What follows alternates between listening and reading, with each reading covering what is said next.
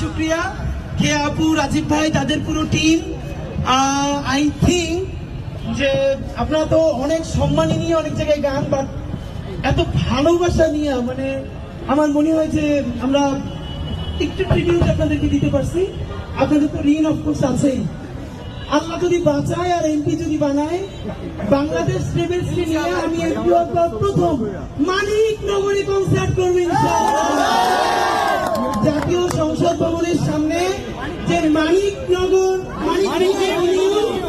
মানিক নিয়ে এভিনিউতে বাংলাদেশ ট্রেভেলস গাইবে, আর আমরা লক্ষ জনতা একসাথে নজরুলের গান শুনবো। ঠিক আছে, আমি বলবো